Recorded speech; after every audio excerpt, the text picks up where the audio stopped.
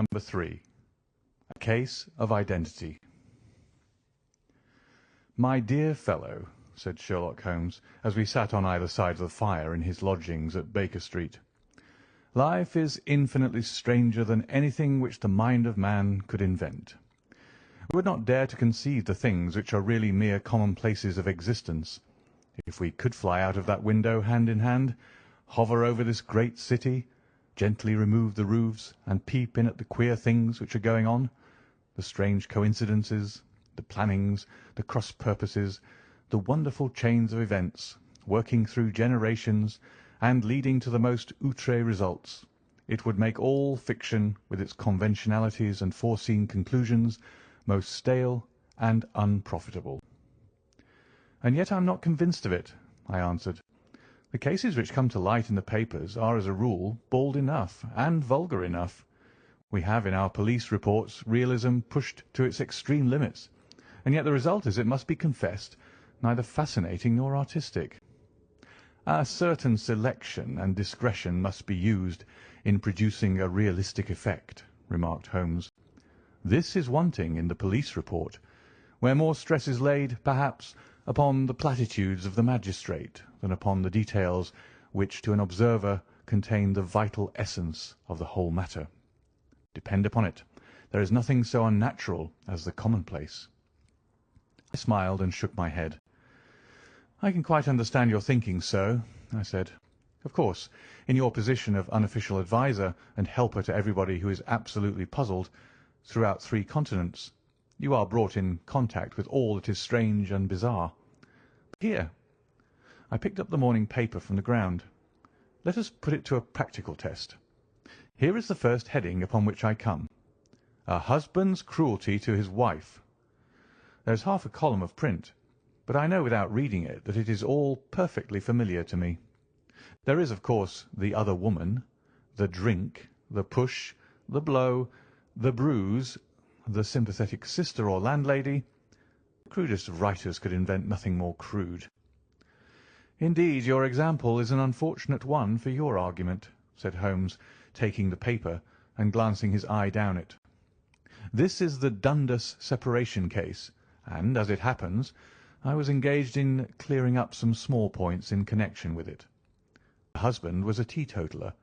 There was no other woman, and the conduct complained of was that he had drifted into the habit of winding up every meal by taking out his false teeth and hurling them at his wife, which, you will allow, is not an action likely to occur to the imagination of the average story-teller. Take a pinch of snuff, Doctor, and acknowledge that I have scored over you in your example." He held out his snuff-box of old gold with a great amethyst in the centre of the lid. Its splendour was in such contrast to his homely ways and simple life that I could not help commenting upon it. "Ah," said he, "I forgot that I had not seen you for some weeks. It is a little souvenir from the King of Bohemia in return for my assistance in the case of the Irene Adler papers." "And the ring?" I asked, glancing at a remarkable brilliant which sparkled upon his finger. "It was from the reigning family of Holland, though the matter in which I served them was of such delicacy that I cannot confide it even to you, who have been good enough to chronicle 1 or 2 of my little problems." "And have you any on hand just now?" I asked with interest. "Some 10 or 12, but none which present any feature of interest. They are important, you understand, without being interesting. Indeed, I have found that it is usually in unimportant matters that there is a field for the observation and for the quick analysis of cause and effect which gives the charm to an investigation. The larger crimes are apt to be the simpler, for the bigger the crime, the more obvious, as a rule, is the motive. In these cases, save for one rather intricate matter which has been referred to me from Marseilles, there is nothing which presents any features of interest. It is possible, however, that I may have something better before very many minutes are over, for this is one of my clients, or I am much mistaken." He had risen from his chair and was standing between the parted blinds, gazing down into the dull, neutral-tinted London street. Looking over his shoulder, I saw that on the pavement opposite there stood a large woman with a heavy fur boa round her neck, and a large curling red feather in a broad-brimmed hat, which was tilted in a coquettish Duchess of Devonshire fashion over her ear. From under this great panoply she peeped up in a nervous, hesitating fashion at our windows, while her body oscillated backward and forward, and her fingers fidgeted with her glove buttons. Suddenly, with a plunge, as of the swimmer who leaves the bank, she hurried across the road, and we heard the sharp clang of the bell. "I have seen those symptoms before," said Holmes, throwing his cigarette into the fire. "Oscillation upon the pavement always means an affaire de coeur. She would like advice, but is not sure that the matter is not too delicate for communication. And yet even here we may discriminate. When a woman has been seriously wronged by a man, she no longer oscillates, and the usual symptom is a broken bell wire. Here we may take it that there is a love matter, but that the maiden is not so much angry as perplexed or grieved. But here she comes in person to resolve our doubts." As he spoke there was a tap at the door, and the boy in buttons entered to announce Miss Mary Sutherland, while the lady herself loomed behind his small black figure like a full-sailed merchantman behind a tiny pilot-boat. Sherlock Holmes welcomed her with the easy courtesy for which he was remarkable, and having closed the door and bowed her into an armchair, he looked her over in the minute and yet abstracted fashion which was peculiar to him. "Do you not find," he said, "that with your short sight it is a little trying to do so much typewriting?" "I did at first," she answered, "but now I know where the letters are without looking." Then suddenly, realizing the full purport of his words, she gave a violent start and looked up with fear and astonishment upon her broad, good-humoured face. "You've heard about me, Mr. Holmes," she cried, "else how could you know all that?" "Never mind," said Holmes, laughing. "It is my business to know things. Perhaps I have trained myself to see what others overlook. If not, why should you come to consult me?" "I came to you, sir, because I heard of you from Mrs. Etheridge, whose husband you found so easy when the police and everyone had given him up for dead. Oh, Mr. Holmes, I wish you would do as much for me. I'm not rich, but still I have 100 a year in my own right, besides the little that I make by the machine, and I would give it all to know what has become of Mr. Hosmer Angel." "Why did you come away to consult me in such a hurry?" asked Sherlock Holmes, with his finger-tips together and his eyes to the ceiling. Again a startled look came over the somewhat vacuous face of Miss Mary Sutherland. "Yes, I did bang out of the house," she said, "for it made me angry to see the easy way in which Mr. Windibank, that is, my father, took it all. He would not go to the police, and he would not go to you, and so at last, as he would do nothing and kept on saying that there was no harm done, it made me mad, and I just on with my things and came right away to you." "Your father?" said Holmes. "Your stepfather, surely, since the name is different." "Yes, my stepfather. I call him father, though it sounds funny too, for he is only 5 years and 2 months older than myself." "And your mother is alive?" "Oh, yes, mother is alive and well. I wasn't best pleased, Mr. Holmes, when she married again so soon after father's death, and a man who was nearly 15 years younger than herself. Father was a plumber in the Tottenham Court Road, and he left a tidy business behind him, which mother carried on with Mr. Hardy, the foreman. But when Mr. Windibank came, he made her sell the business, for he was very superior, being a traveller in wines. They got £4,700 for the goodwill and interest, which wasn't near as much as father could have got if he had been alive." I had expected to see Sherlock Holmes impatient under this rambling and inconsequential narrative, but on the contrary he had listened with the greatest concentration of attention. "Your own little income," he asked, "does it come out of the business?" "Oh, no, sir. It is quite separate, and was left me by my Uncle Ned in Auckland. It is in New Zealand stock, paying 4.5%. £2,500 was the amount, but I can only touch the interest." "You interest me extremely," said Holmes, "and since you draw so large a sum as 100 a year, with what you earn into the bargain, you no doubt travel a little and indulge yourself in every way. I believe that a single lady can get on very nicely upon an income of about £60. "I could do with much less than that, Mr. Holmes, but you understand that as long as I live at home I don't wish to be a burden to them, and so they have the use of the money just while I am staying with them. Of course, that is only just for the time. Mr. Windibank draws my interest every quarter and pays it over to my mother, and I found that I can do pretty well with what I earn at typewriting. It brings me 2 pence a sheet, and I can often do from 15 to 20 sheets in a day." "You have made your position very clear to me," said Holmes.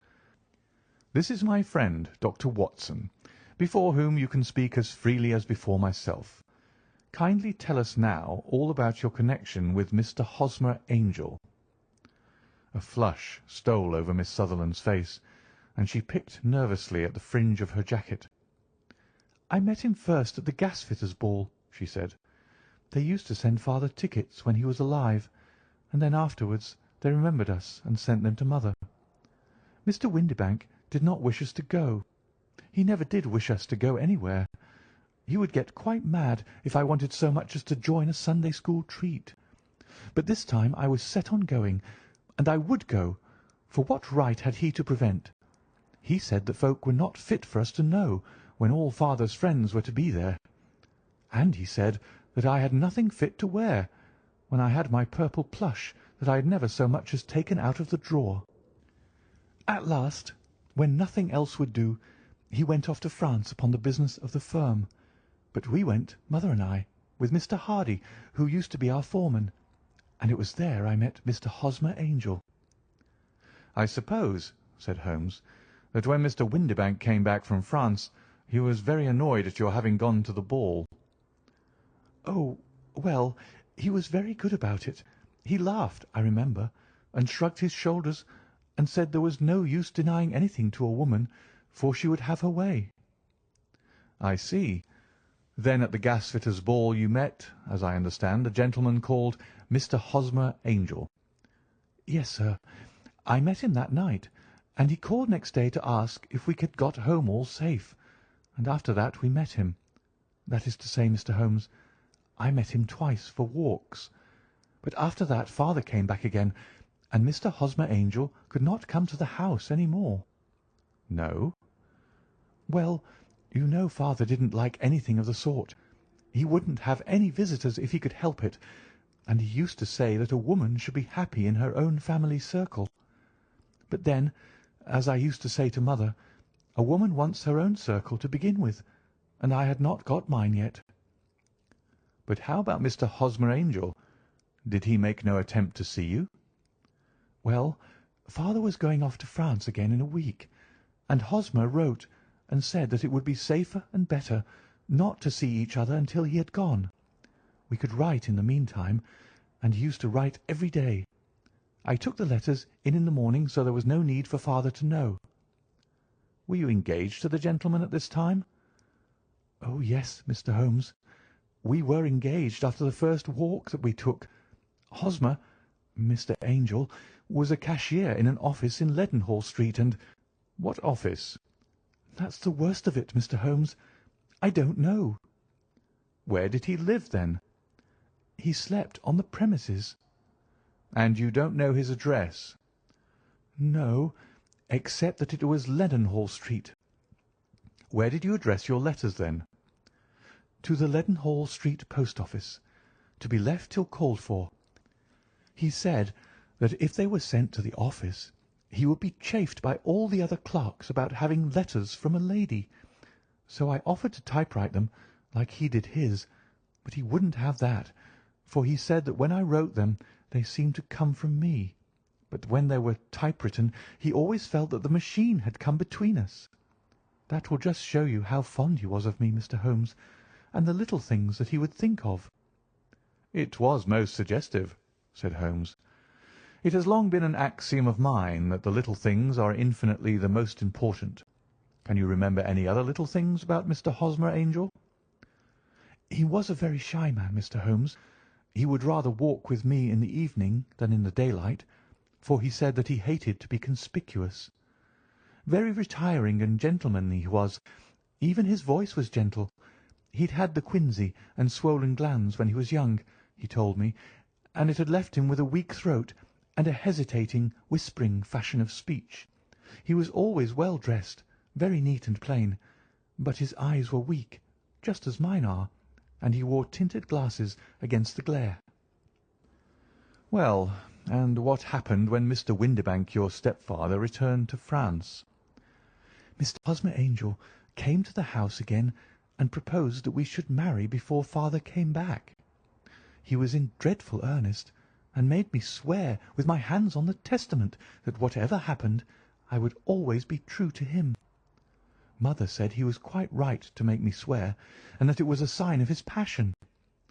Mother was all in his favour from the first, and was even fonder of him than I was. Then, when they talked of marrying within the week, I began to ask about father, but they both said never mind about father, but just to tell him afterwards, and mother said she would make it all right with him. I didn't quite like that, Mr. Holmes. It seemed funny that I should ask his leave, as he was only a few years older than me. But I didn't want to do anything on the sly, so I wrote to father at Bordeaux, where the company has its French offices. But the letter came back to me on the very morning of the wedding." "It missed him, then?" "Yes, sir, for he had started to England just before it arrived." "Ha! That was unfortunate. Your wedding was arranged, then, for the Friday. Was it to be in church?" "Yes, sir, but very quietly. It was to be at St. Saviour's, near King's Cross, and we were to have breakfast afterwards at the St. Pancras Hotel. Hosmer came for us in a hansom, but as there were two of us, he put us both into it and stepped himself into a four-wheeler, which happened to be the only other cab in the street. We got to the church first, and when the four-wheeler drove up we waited for him to step out, but he never did, and when the cabman got down from the box and looked, there was no one there. The cabman said he could not imagine what had become of him, for he had seen him get in with his own eyes. That was last Friday, Mr. Holmes, and I have never seen or heard anything since to throw any light upon what became of him." "It seems to me that you have been very shamefully treated," said Holmes. "Oh, no, sir. He was too good and kind to leave me so. Why, all the morning he was saying to me that whatever happened, it was to be true, and that even if something quite unforeseen occurred to separate us, I was always to remember that I was pledged to him, and that he would claim his pledge sooner or later. It seems strange talk for a wedding morning, but what has happened since gives a meaning to it." "Most certainly it does. Your own opinion is, then, that some unforeseen catastrophe has occurred to him?" "Yes, sir. I believe that he foresaw some danger, or else he would not have talked so, and then I think that what he foresaw happened." "But you have no notion as to what it could have been?" "None." "One more question. How did your mother take the matter?" "She was angry, and said that I was never to speak of the matter again." "And your father? Did you tell him?" "Yes, and he seemed to think with me that something had happened, and that I should hear of Hosmer again. As he said, what interest could anyone have in bringing me to the doors of the church and then leaving me? Now, if he had borrowed my money, or if he had married me and got my money settled on him, there might be some reason. But Hosmer was very independent about money, and never would look at a shilling of mine. And yet, what could have happened, and why could he not write? Oh, it drives me half mad to think of it, and I can't sleep a wink at night." She pulled a little handkerchief out of her muff and began to sob heavily into it. "I shall glance into the case for you," said Holmes, rising, "and I have no doubt that we shall reach some definite result. Let the weight of the matter rest upon me now, and do not let your mind dwell upon it further. Above all, try to let Mr. Hosmer Angel vanish from your memory, as he has done from your life." "Then you don't think I'll see him again?" "I fear not." "Then what has happened to him?" "You will leave that question in my hands. I should like an accurate description of him, and any letters of his which you can spare."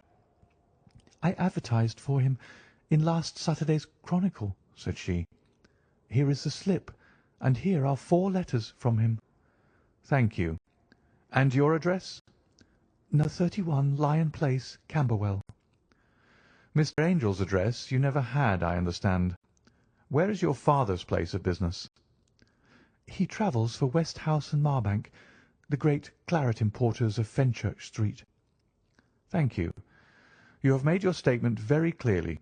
You will leave the papers here, and remember the advice which I have given you. Let the whole incident be a sealed book, and do not allow it to affect your life." "You are very kind, Mr. Holmes, but I cannot do that. I shall be true to Hosmer. He shall find me ready when he comes back." For all the preposterous hat and the vacuous face, there was something noble in the simple faith of our visitor which compelled our respect. She laid her little bundle of papers upon the table and went her way, with a promise to come again whenever she might be summoned. Sherlock Holmes sat silent for a few minutes with his finger-tips still pressed together, his legs stretched out in front of him, and his gaze directed upward to the ceiling. Then he took down from the rack the old and oily clay pipe which was to him as a counsellor, and, having lit it, he leaned back in his chair, with the thick blue cloud wreaths spinning up from him, and a look of infinite languor in his face. "Quite an interesting study, that maiden," he observed. "I found her more interesting than her little problem, which, by the way, is rather a trite one.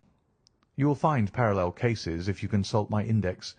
In Andover in '77, and there was something of the sort at The Hague last year. Old as is the idea, however, there were 1 or 2 details which were new to me, but the maiden herself was most instructive." "You appeared to read a good deal upon her which was quite invisible to me," I remarked. "Not invisible, but unnoticed, Watson. You did not know where to look, and so you missed all that was important. I can never bring you to realize the importance of sleeves, the suggestiveness of thumbnails, or the great issues that may hang from a bootlace. Now, what did you gather from that woman's appearance? Describe it."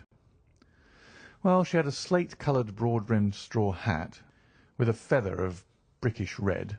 Her jacket was black, with black beads sewn upon it, and a fringe of little black jet ornaments. Her dress was brown, rather darker than coffee colour, with a little purple plush at the neck and sleeves. Her gloves were greyish, and were worn through at the right forefinger.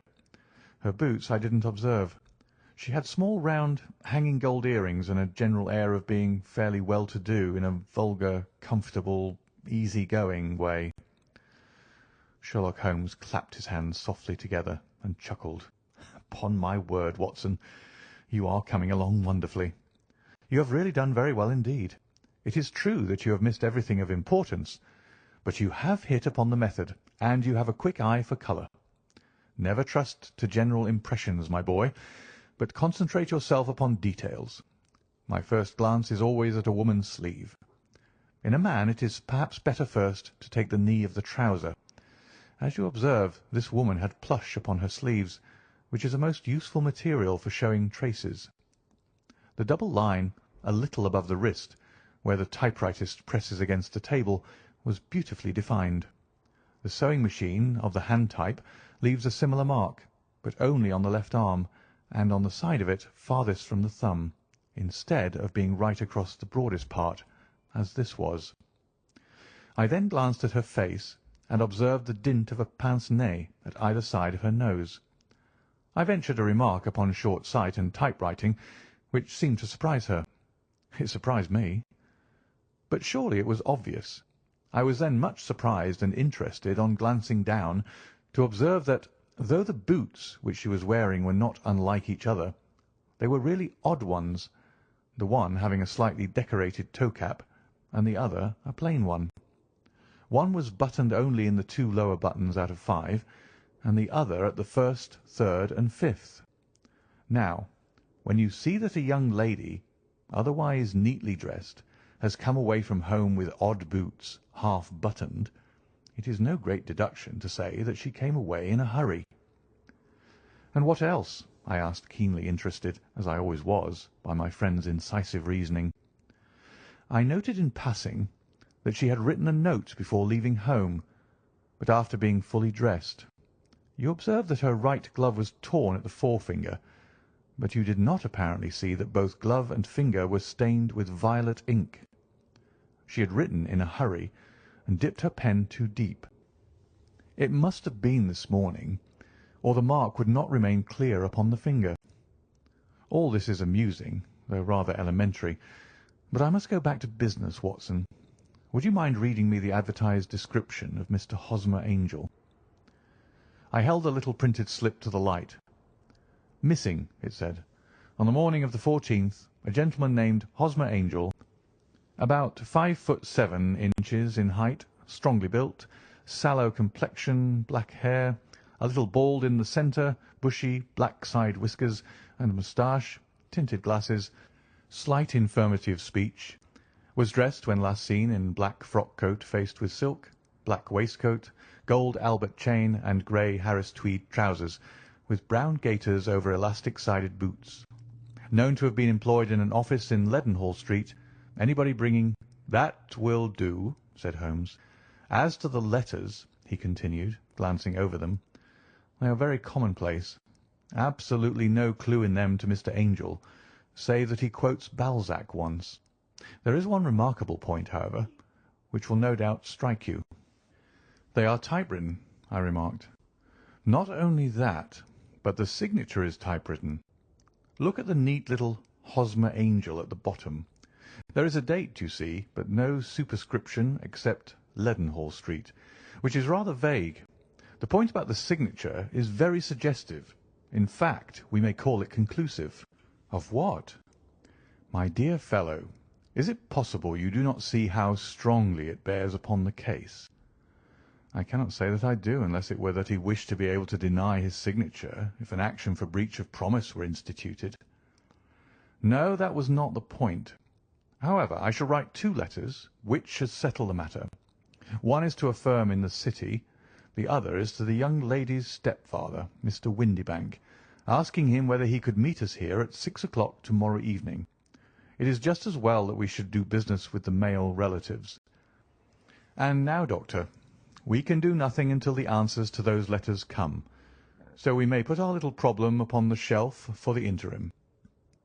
I had had so many reasons to believe in my friend's subtle powers of reasoning and extraordinary energy in action that I felt that he must have some solid grounds for the assured and easy demeanour with which he treated the singular mystery which he had been called upon to fathom. Once only had I known him to fail, in the case of the King of Bohemia and of the Irene Adler photograph. But when I looked back to the weird business of the Sign of the Four, and the extraordinary circumstances connected with the study in scarlet, I felt that it would be a strange tangle indeed which he could not unravel. I left him then, still puffing at his black clay pipe, with the conviction that when I came again on the next evening, I would find that he held in his hands all the clues which would lead up to the identity of the disappearing bridegroom of Miss Mary Sutherland. A professional case of great gravity was engaging my own attention at the time, and the whole of the next day I was busy at the bedside of the sufferer. It was not until close upon 6 o'clock that I found myself free, and was able to spring into a hansom and drive to Baker Street, half afraid that I might be too late to assist at the denouement of the little mystery. I found Sherlock Holmes alone, however, half asleep, with his long thin form curled up in the recesses of his armchair. A formidable array of bottles and test-tubes, with the pungent, cleanly smell of hydrochloric acid, told me that he had spent his day in the chemical work which was so dear to him. "Well, have you solved it?" I asked as I entered. "Yes, it was the bisulfate of baryta." "No, no, the mystery," I cried. "Oh, that! I thought of the salt that I had been working upon.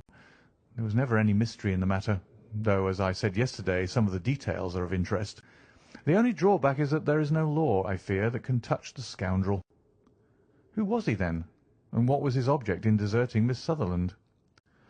The question was hardly out of my mouth, and Holmes had not yet opened his lips to reply, when we heard a heavy footfall in the passage and a tap at the door. "This is the girl's stepfather, Mr. James Windibank," said Holmes. "He has written to me to say that he would be here at 6. Come in." The man who entered was a sturdy, middle-sized fellow, some 30 years of age, clean-shaven and sallow-skinned, with a bland, insinuating manner and a pair of wonderfully sharp and penetrating grey eyes. He shot a questioning glance at each of us, placed his shiny top hat upon the sideboard, and with a slight bow sidled down into the nearest chair. "Good evening, Mr. James Windibank," said Holmes. "I think that this typewritten letter is from you, in which you made an appointment with me for 6 o'clock." "Yes, sir. I'm afraid that I'm a little late, but I'm not quite my own master, you know. I am sorry that Miss Sutherland has troubled you about this little matter, for I think it is far better not to wash linen of the sort in public. It was quite against my wishes that she came, but she is a very excitable, impulsive girl, as you may have noticed, and she is not easily controlled when she's made up her mind on a point. Of course, I did not mind you so much, as you are not connected with the official police, but it is not pleasant to have a family misfortune like this noised abroad. Besides, it is a useless expense, for how could you possibly find this Hosmer Angel?" "On the contrary," said Holmes quietly, "I have every reason to believe that I will succeed in discovering Mr. Hosmer Angel." Mr. Windibank gave a violent start and dropped his gloves. "I'm delighted to hear it," he said. "It is a curious thing," remarked Holmes, "that a typewriter has really quite as much individuality as a man's handwriting. Unless they are quite new, no two of them write exactly alike. Some letters get more worn than others, and some wear only on one side. Now, you remark in this note of yours, Mr. Windibank, that in every case there is some little slurring over of the E and a slight defect in the tail of the R. There are 14 other characteristics, but those are the more obvious." "We do all our correspondence with this machine at the office, and no doubt it is a little worn," our visitor answered, glancing keenly at Holmes with his bright little eyes. "And now I will show you what is really a very interesting study, Mr. Windibank," Holmes continued. "I think of writing another little monograph some of these days on the typewriter and its relation to crime. It is a subject to which I have devoted some little attention. I have here 4 letters which purport to come from the missing man. They are all typewritten. In each case not only are the E's slurred and the R's tailless, but you will observe, if you care to use my magnifying lens, that the 14 other characteristics to which I have alluded are there as well." Mr. Windibank sprang out of his chair and picked up his hat. "I cannot waste time over this sort of fantastic talk, Mr. Holmes," he said. "If you can catch the man, catch him, and let me know when you have done it." "Certainly," said Holmes, stepping over and turning the key in the door. "I let you know, then, that I have caught him." "What? Where?" shouted Mr. Windibank, turning white to his lips and glancing about him like a rat in a trap. "Oh, it won't do, really it won't," said Holmes suavely. "There is no possible getting out of it, Mr. Windibank. It is quite too transparent, and it was a very bad compliment when you said that it was impossible for me to solve so simple a question. That's right. Sit down and let us talk it over."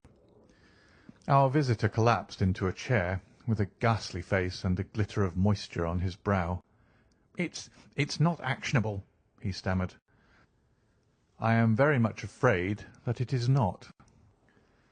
But between ourselves, Windibank, it was as cruel and selfish and heartless a trick in a petty way as ever came before me. Now let me just run over the course of events, and you will contradict me if I go wrong." The man sat huddled up in his chair, with his head sunk upon his breast, like one who is utterly crushed. Holmes stuck his feet up on the corner of the mantelpiece, and, leaning back with his hands in his pockets, began talking, rather to himself, as it seemed, than to us.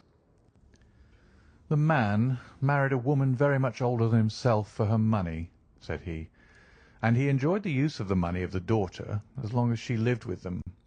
It was a considerable sum for people in their position, and the loss of it would have made a serious difference.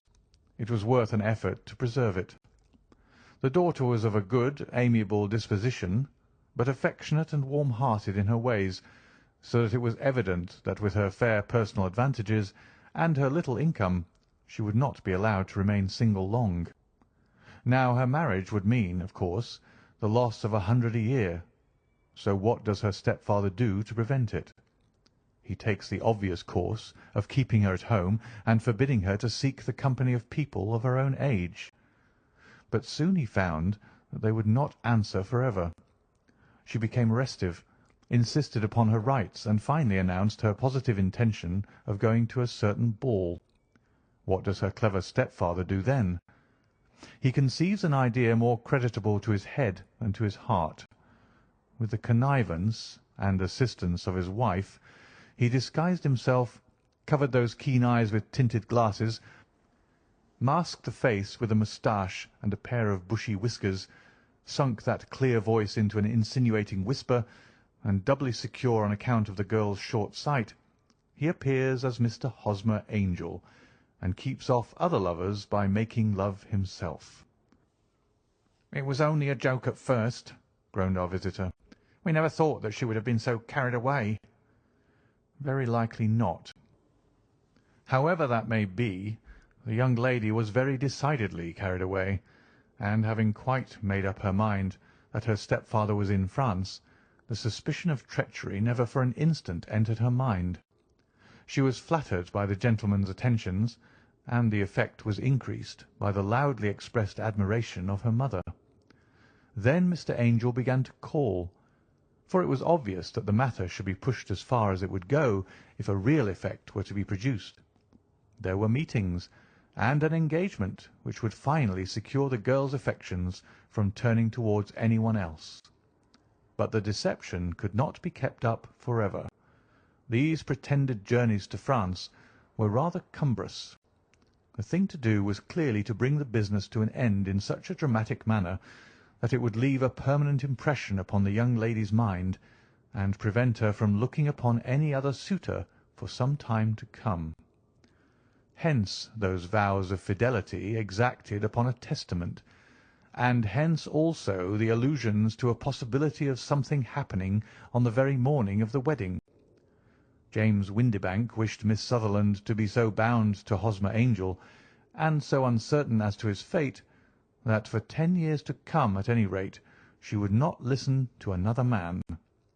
As far as the church door he brought her, and then, as he could go no farther, he conveniently vanished away by the old trick of stepping in at one door of a four-wheeler and out at the other.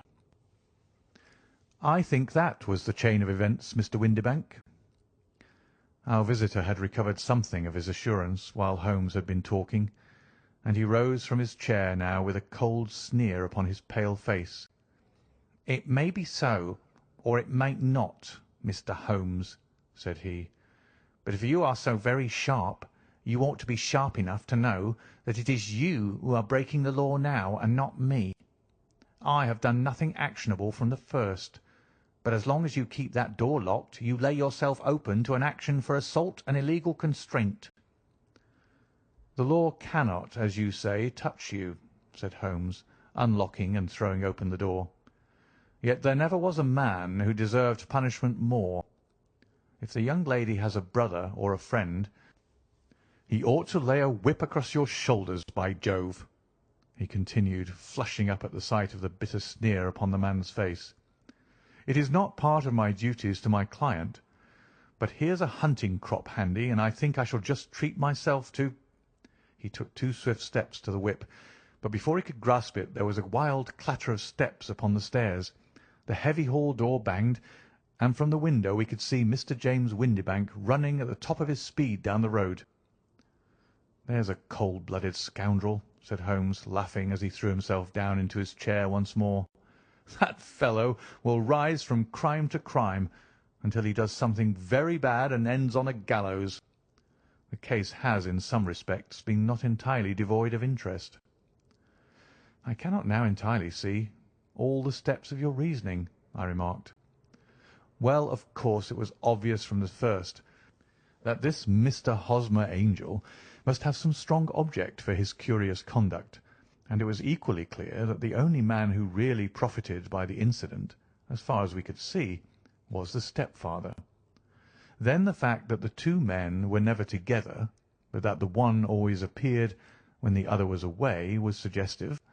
So were the tinted spectacles and the curious voice, which both hinted at a disguise, as did the bushy whiskers. My suspicions were all confirmed by his peculiar action in typewriting his signature, which of course inferred that his handwriting was so familiar to her that she would recognize even the smallest sample of it. You see, all these isolated facts, together with many minor ones, all pointed in the same direction." "And how did you verify them?" "Having once spotted my man, it was easy to get corroboration. I knew the firm for which this man worked. Having taken the printed description, I eliminated everything from it which could be the result of a disguise, the whiskers, the glasses, the voice, and I sent it to the firm with a request that they would inform me whether it answered to the description of any of their travellers. I had already noticed the peculiarities of the typewriter, and I wrote to the man himself at his business address, asking him if he would come here.